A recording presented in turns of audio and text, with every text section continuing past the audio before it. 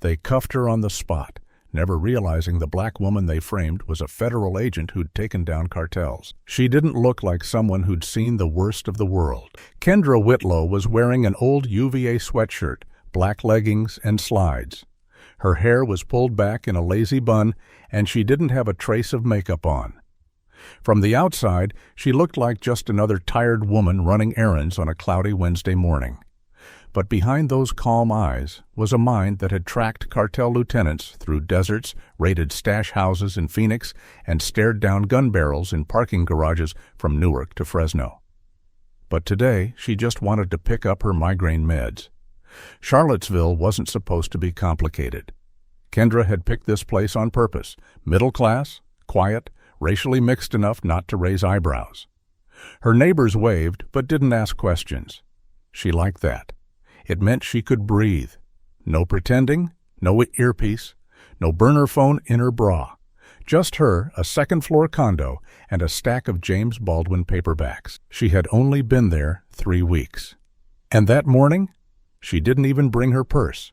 Just her keys, phone, and the empty pill bottle she needed refilled. But the cops pulled her over before she ever got to the Walgreens. It was right by the intersection of Emmett Street and Barracks Road, near that gas station with the broken sign. She saw the lights in her rear view and eased the car to the shoulder, careful not to make any sudden moves.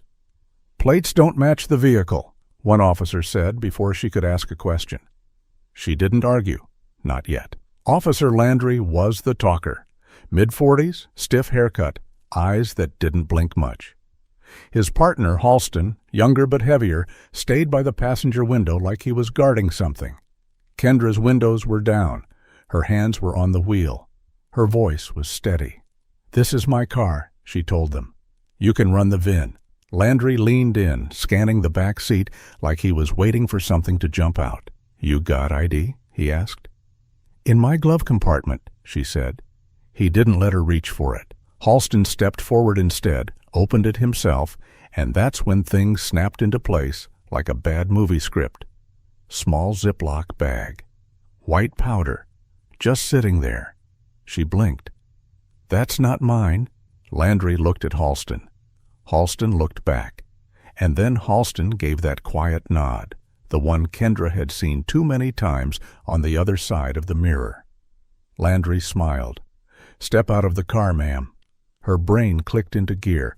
Not DEA gear, not agent mode, just human. She said again, "That's not mine. I don't carry drugs. That car's been locked since I parked it last night."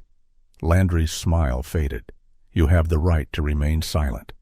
They cuffed her right there on the side of the road. One of her neighbors passed by in a minivan, slowed down, watched. No backup, no resisting. Kendra just stared at the bag in Halston's hand. Clear.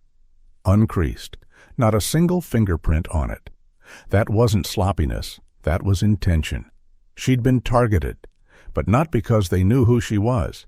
Because she was a black woman in a nice car, in the wrong part of town, at the wrong time, with the wrong kind of face. They didn't expect her to know her rights. They didn't expect her to stay calm.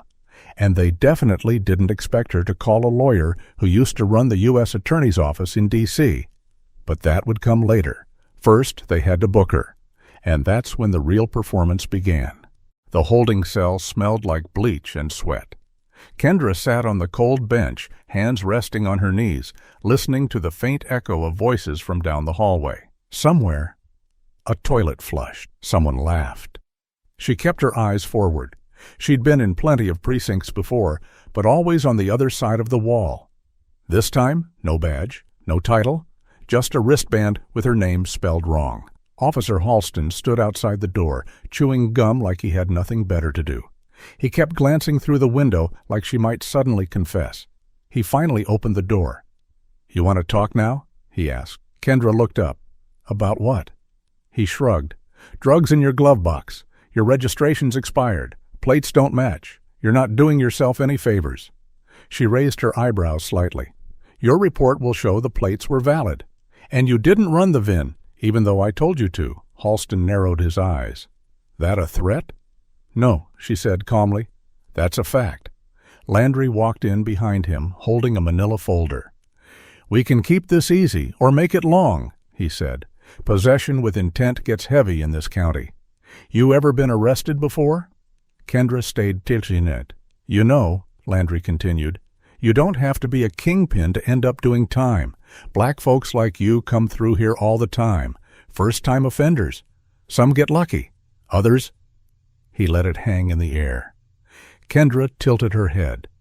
"What did you say your name was again?" He frowned. "Landry." "You said black folks like me. You want to repeat that for the camera?" Halston stiffened. Landry's smile vanished. "No camera in this room." Kendra leaned back. "You sure about that?" They left her alone for another hour after that. Back in the booking office, she was processed by a woman named Officer Jennings, middle-aged, with tired eyes and a slight southern drawl. She didn't smile, but she wasn't cruel either. "You from around here?" Jennings asked while fingerprinting her. "Moved in a few weeks ago." "Name's Kendra Whitlow?" "Yes." Jennings looked at her closely. "You seem calm for someone looking at felony charges." Kendra shrugged. "Panicking doesn't change anything." Jennings didn't respond, but her fingers slowed. She took a closer look at the paperwork, then looked back at Kendra. "Sit tight. I'll be back." She walked off without explanation. Kendra watched the door she left through, her heart steady, but her patience fraying. She hated waiting. She hated being quiet when she had more information than half the room, but timing mattered, and she wasn't done collecting. Just when things seemed still, the door opened, and everything shifted again. Kendra was moved to a different room, cleaner, brighter. A desk sat between her and a man with rolled-up sleeves and a clipboard. His badge read, Detective Rory Matheson, late 50s, graying at the temples, thick Tennessee accent. He didn't look at her like the others did. He didn't smile either. He flipped a few pages on his clipboard, then finally looked up. "Mind if I ask you something off the record?" Kendra met his eyes. "Sure. You really got no idea how that baggie got in your glove box?" She didn't blink. "None." Matheson scratched his chin. "You don't have priors. Clean record, local address, valid ID, steady work history. But your file here doesn't list a job. That intentional?" "I'm between roles." He looked at her for a beat longer, then leaned back in his chair. "You know who called your lawyer?" "No. That lady who booked you, Officer Jennings. She said something didn't sit right." Kendra said nothing. Matheson studied her face. "You know, most people in your shoes start yelling, demanding phone calls. You didn't. You just waited. I'm used to people underestimating me." He leaned in. "And why's that?" "You tell me." There was silence. Then Matheson tapped the folder. "Well, you're about to have your arraignment. County judge, quick process. Anything you want to say to help yourself before it gets there?" Kendra exhaled slowly. "Yeah, you should ask your boys where they got that baggie." He paused. "Excuse me?" "I'm telling you that's not mine, which means someone put it there. You can either look into that, or you can keep pretending you don't smell the dirt in your own department." Matheson didn't respond. 2 hours later, Kendra sat in a cramped courtroom on the second floor of the county courthouse. Fluorescent lights flickered above her. She wore a faded gray jumpsuit and handcuffs and sat between two white men charged with completely unrelated crimes. She didn't look like a threat, but neither did the two men in uniform standing just outside the door. Landry and Halston, now cleaned up, ties adjusted. They were smirking. The judge called her name. Kendra A. Whitlow, charged with possession of a controlled substance with intent to distribute. The courtroom murmured. No friends, no family. Just a few court staff, one board reporter in the back, and a woman walking briskly through the door just in time. Tall, confident, black woman in a navy blue suit, bag slung over one shoulder. Her heels echoed through the room. She was already opening her file when she reached the defense table. The judge glanced at her. "You're representing the defendant?" "Yes, Your Honor. Marlene Page. I'll be handling Ms. Whitlow's defense." Kendra's jaw tightened in relief, but she didn't look at Marlene. She stayed staring ahead, calm, always calm. Marlene handed a sealed folder to the judge. "In that file, Your Honor, you'll find my client's federal identification, employment records, and clearance documents." The judge opened it slowly, read the top page, then stopped. He looked at Kendra, then at the two officers, then back at Marlene. "I assume this is authentic?" "Yes, sir. Verified and notarized." The judge's lips parted like he wanted to say something, but nothing came out. He read again, then turned to the bailiff. "Uncuff her, right now." The courtroom fell silent. The smirks disappeared. Halston shifted on his feet. Landry clenched his jaw. Kendra stood, stretching her shoulders as the cuffs came off. She rubbed her wrist slowly, then finally turned to face the two officers. "I told you it wasn't mine." But now it was more than just about her freedom. It was about exposing something bigger.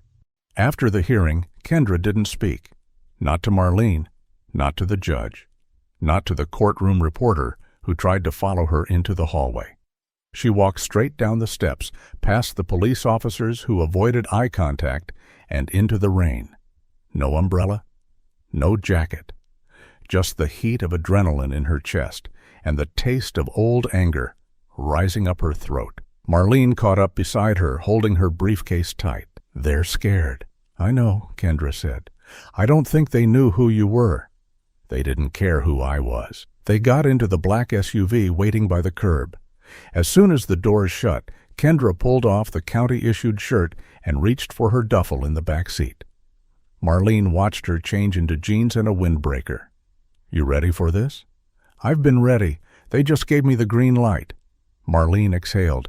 "You really think they're connected?" Kendra zipped up her jacket. Landry's brother was on a task force that got dissolved last year. DEA flagged it.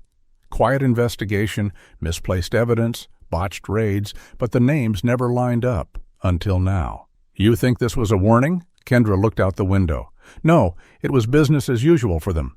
They just picked the wrong one this time." That night, she met with her contact from the Bureau at a diner in Lynchburg. Neutral ground. No uniforms, no paperwork. Just coffee, eggs, and a burner phone passed under the table. His name was Darrell. White guy, tired face. No bad showing, but it was there, tucked somewhere between his belt and his regret. "We've been hearing whispers," he said. "Landry's got a cousin who launders money through a fake car lot in Roanoke. DEA tried to probe it last year, but someone pulled the plug." "Who?" He stirred his coffee. "No one we could trace. But the fact that you just got pulled in by them and framed, that's not a coincidence." Kendra sat back. "I want files. I want access to the last 5 months of body cam footage. And I want every complaint ever filed against them." Darrell nodded slowly. "You going public with this?" "I don't need to. Not yet." "You planning on staying quiet?" She looked him in the eye.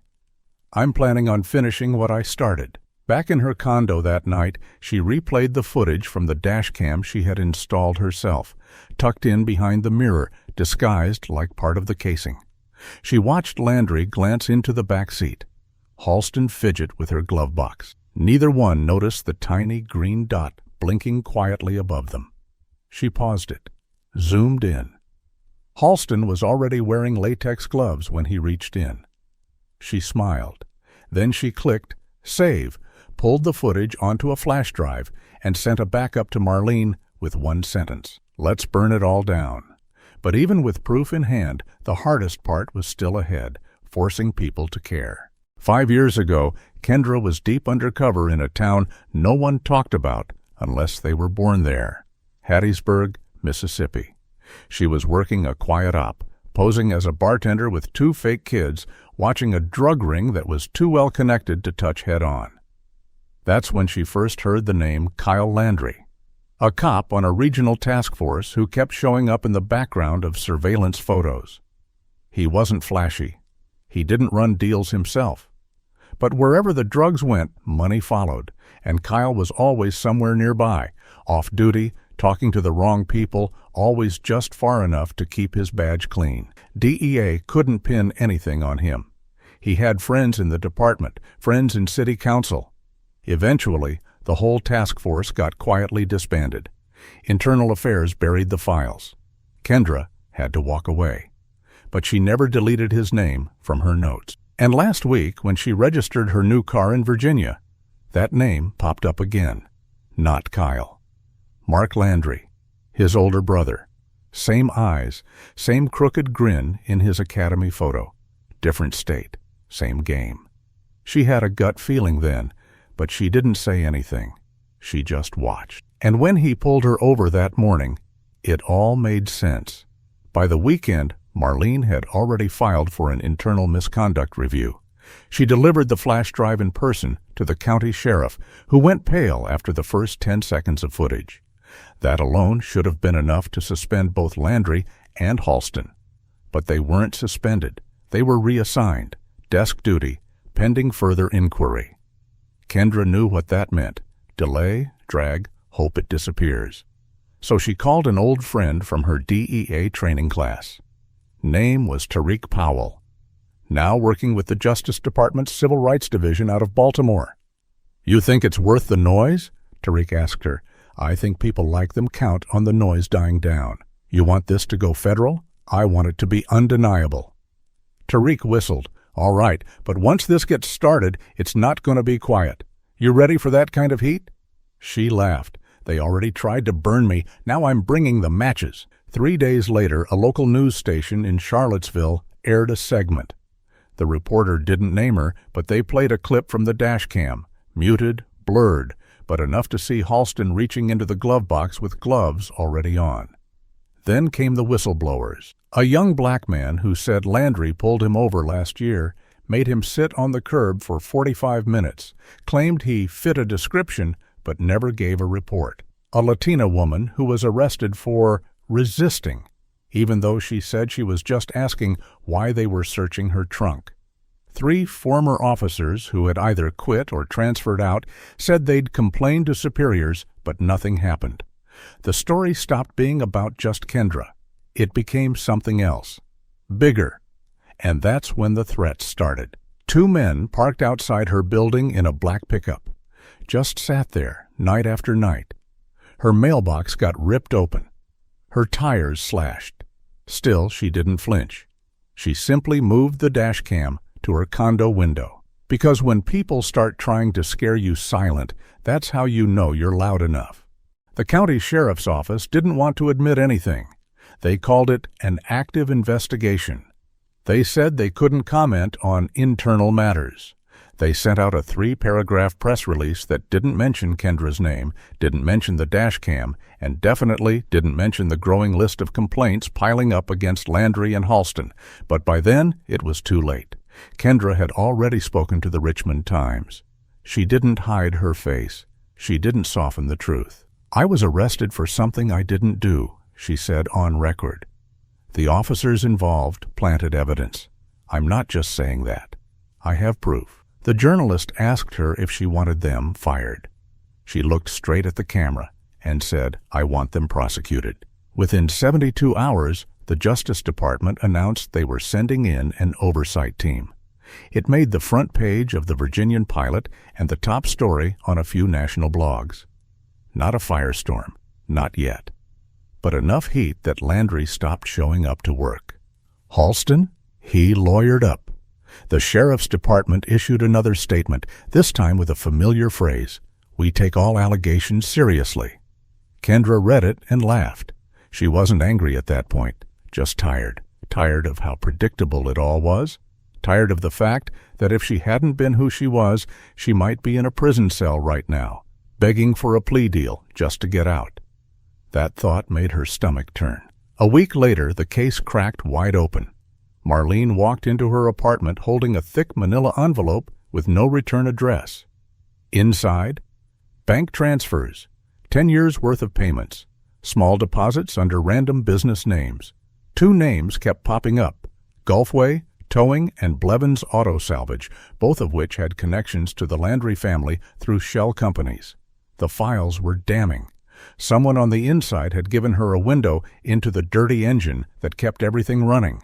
The traffic stops, the planted evidence, the threats, the blackmail. It wasn't 2 bad cops. It was a whole system built to look the other way. Kendra flipped through the pages, hands steady, eyes cold. "It's not about justice," she said out loud. Marlene looked at her. "Then what is it about?" "Control," Kendra said. "Power. They never thought I'd make noise because women like me aren't supposed to." She went on local radio the next day, talked for 20 minutes straight, about the stops, about being framed, about how many people don't survive what she did, not because they're guilty, but because they don't have a badge to pull out or a lawyer to call in the first hour. She ended the interview with one question. "If I wasn't Kendra Whitlow, if I wasn't DEA, would anyone believe me?" The phone lines lit up. Mothers called in crying. Men shared stories of being pulled over for nothing. A former public defender said she'd seen the same officers in court dozens of times, and something always felt off. One caller was different, a young white woman, voice shaking. "My brother's a cop," she said, "and I'm scared. I've heard things. I've seen texts. I didn't know what to do, but now I do." When even their own start to speak, the silence begins to crack. 2 months later, Officer Mark Landry was in handcuffs. No press conference, no dramatic arrest. Just 2 U.S. Marshals waiting for him in the hallway of the sheriff's office, asking him to come with them. He didn't resist. He didn't speak. Greg Halston had already flipped. He signed a deal in exchange for a lighter sentence, admitted to planting evidence, forging reports, and following orders. That part stung Kendra the most. Following orders meant it wasn't a one-off. It meant this was a method, a culture, a way of doing business, the kind of thing that ruins lives by lunchtime and doesn't even get mentioned at dinner. Kendra didn't celebrate. She didn't post about it, didn't grant any interviews after the indictments. Instead, she went to a school. Booker T. Middle School, just outside of Richmond. She stood in front of 200 kids in folding chairs in the gym, wearing jeans, sneakers, and a simple black sweater. No badge, no press. Just her and a microphone that kept crackling. "I want you to know," she said, "that you're not crazy for being afraid sometimes." She looked around at the rows of young faces, black, Latino, a few white, all quiet. "You're not crazy for being nervous when you see flashing lights behind you. That doesn't make you guilty. That doesn't make you dangerous. That makes you aware." Someone in the back raised a hand, a girl, maybe 11. "Are you still a cop?" Kendra smiled. "I'm still fighting bad people," she said, "but I don't have to wear a uniform to do that." Back in Charlottesville, the department tried to do damage control. The sheriff resigned. The city promised reforms. They talked about body cams and retraining and civilian review boards. But Kendra didn't go to those meetings. She was too busy working on something else. Her old DEA contact, Tariq, connected her with a team drafting a bill for state-level law enforcement accountability. They wanted her input, not as a face for the campaign, but as a brain in the room. "I don't want this to be about me," she told them. And it wasn't. It was about people like Darnell Briggs, who had been locked up 4 years over a planted bag of heroin and still hadn't gotten his case overturned. It was about Yasmin Ortega, who had to spend 2 nights in jail because she looked nervous during a stop. It was about the ones without dash cams, without lawyers, without second chances. Kendra still lived in the same condo, still went to the same Walgreens. But people looked at her differently now, not just as the woman who exposed dirty cops, but as someone who reminded them that it could happen to anyone, even someone calm, even someone smart, even someone trained to spot lies from a mile away. One night, a neighbor stopped her on the stairwell. Tall guy, wore hospital scrubs, maybe late 30s. She'd seen him before, always nodding but never speaking. "Hey," he said, "I just wanted to say thank you for what you did, for not letting it slide." Kendra looked at him. "I almost did." He nodded slowly. "But you didn't." "No," she said, "I couldn't." He stood there for a second like he wanted to say something else, but instead just held out his hand. She shook it, then turned and unlocked her door. The truth is, this story could have gone 100 different ways. If she hadn't had the dash cam, If she hadn't called the right lawyer, if Halston had been smarter, if the sheriff had tried harder to bury it. But it didn't go that way. And maybe that's the part we should hold on to. That sometimes, just sometimes, the person they try to silence is the one with the loudest voice. Not because she yells, but because she never lets them forget what they did. If you made it this far, ask yourself, who would believe you if something like this happened? Would you have the proof? Would you have the voice? Would you have the support? Start paying attention. Speak up when it's hard. Back people up when they're cornered. And remember, sometimes the people who look the calmest have been through the most. Justice doesn't happen because it's fair. It happens because someone refuses to let it disappear. Don't let it disappear.